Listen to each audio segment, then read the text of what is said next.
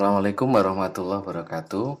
Kita sudah paham luas dan banyak referensi terkait pengertian interview dan juga talk show.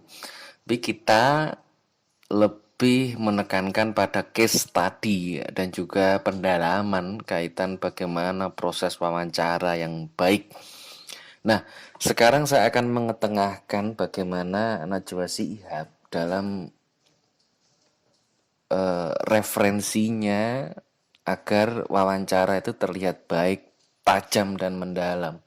Yang pertama, seorang pembawa berita atau presenter, anchor, dia harus mampu berpikir kritis, mendalam dengan pemikiran atau prinsip saya tidak akan pernah bertanya sesuatu yang saya tidak tahu jawabannya. Jadi saat bertanya kepada narasumber, saat bertanya kepada pakar, maka bertanyalah sesuatu yang sebenarnya kita sudah tahu jawabannya, sehingga kita membutuhkan referensi jawaban yang lebih mendalam. Sehingga jawaban itu bisa kemudian diuji, diklarifikasi dengan referensi-referensi, sehingga ada statement balik. Itu yang dicari. Ada statement balik informasi baru yang menjadi kunci dari sebuah jawaban. Sehingga kita dapat tuh updating berita, berpikir kritis. Yang kedua, riset. Riset ini terkait, kita harus tahu tuh topiknya yang mau dibahas tuh apa. Kita harus belajar. Karakter lawan bicaranya kayak apa. Karena kita akan semakin memahami bahwa banyak dari politisi, artis, selebrita itu berbicara itu bukan dengan dasar kebenaran, tetapi cenderung kepada kepentingannya. Sehingga kadang selebrita, artis itu melebih-lebihkan sesuatu, politisi. Banyak dari mereka seperti itu. Nah, maka ini perlu dipertegas, perlu dipertegas sehingga tahu kondisi karakter, topik, sehingga kita lebih mempertegas klarifikasi pertanyaan sehingga menemukan sebuah kunci jawaban, hal baru. Karena ya kalau guyonannya itu kan artis itu kadang nama dan muka aja palsu.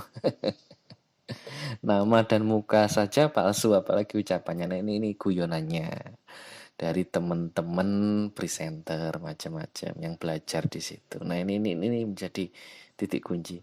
Yang ketiga, berani tapi jangan bodoh. Berani tapi jangan bodoh itu harus tahu medan perang. Jadi bahasa kerennya itu harus tahu medan perang sebelum kita terjun. Karena begini, eh, kita di situ tidak hanya sekedar bertanya tapi juga menguji pertanyaan. Kemudian membenturkan fakta-fakta, kemudian ada frekuensi yang sama antara narasumber dan juga presenter. Bahkan termasuk pertukaran ide akan muncul di situ jika kita punya banyak referensi. Nah, kemudian maka hal-hal yang perlu diperhatikan dalam talkshow itu, yang pertama, menuruti kemauan pendengar sehingga topik itu bisa benar-benar dinikmati. Respect, menghormati narasumber, sejajar dengan narasumber. Jadi jangan sampai presenter itu terlalu mengidolakan, menghambakan, ataupun jangan sampai acuh. Ini biasalah, biasa saja, biasa saja. Yang keempat yaitu etos pengetahuan. Jadi kita membangun pengetahuan mulai dari menyiapkan pertanyaan, materi-materi yang sesuai topik, memahami karakter lawan bicara, record, macam-macam itu yang perlu harus disiapkan. Kemudian patos. Jadi setelah pengetahuan ada patos, memikat hati penonton. Gimana caranya nih? Dengan ekspresi yang kuat, dengan artikulasi, stressing, penekanan yang membuat penonton itu tercengang. Hal-hal itu perlu. Dan juga logos, menguatkan kebenaran dan bukti-bukti, data, gambar, macam-macam. Yang kelima ini juga penting dipahami, A plus B sama dengan C. Kita harus mengundang pemateri yang tepat. Jangan sampai pematerinya itu nggak tepat. Bukan ahlinya, bukan saksi ahli, bukan narasumber sesuai dengan kompetensinya. Nah ini harus akurat. Kemudian yang B itu melihat dua sisi sehingga kita akan dapat tuh kredibilitas. Narasumbernya tepat, melihat dua sisi sehingga kita dapat kredibilitas, kebenaran informasi yang bisa dipertanggungjawabkan. Yang keenam yang sering dipakai oleh teman-teman di stasiun televisi itu wawancara mengasihkan stalling ya, menyebutnya sebagai rumus perangkap. Jadi mulai dari pertanyaan umum ke detail sehingga ada fakta-fakta khusus yang diungkap. Sehingga terperangkap dari awal. Kalau pertanyaan sudah menjurus ke situ, maka kita bisa lebih detail masuk ke dalam. Ataupun skema rumus perangkap terbalik. Jadi mulai dari yang detail sehingga menuju pokok pembicaraan yang lebih umum. Nah ini sering dilakukan. Yang ketujuh, detik-detik sebelum on air bisa disebut bumper in ataupun ice breaking, fungsinya mencairkan suasana. Kalingda. Kadang bisa narik nafas, ngobrol bercanda dengan teman-teman kru yang lain. Nah, ini bisa dilakukan. Blooper adalah kekeliruan pertanyaan yang tidak disengaja, yang 9 humor, yang 10 sering menjawab dengan ya, ya, ya, ya. Oh, begitu. Itu kesalahan dalam talkshow. Saya anggap itu kesalahan, walaupun sering terjadi, tapi itu saya anggap kesalahan. Jika itu sering dilakukan, maka itu mengganggu pendengaran audien, mengganggu ketertarikan dan juga mengganggu pesan yang ingin disampaikan oleh narasumber. Lebih baik menurut saya tunjukkan aja ekspresi yang kuat bahwa kamu sebagai presenter itu mendengarkan dengan seksama dan sedang berpikir untuk menyiapkan pertanyaan-pertanyaan yang berbobot dan humor-humor yang menarik. Itu lebih baik.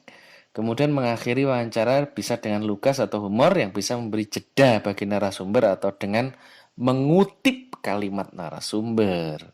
Karni Ilyas melakukan hal itu atau bahkan mengutip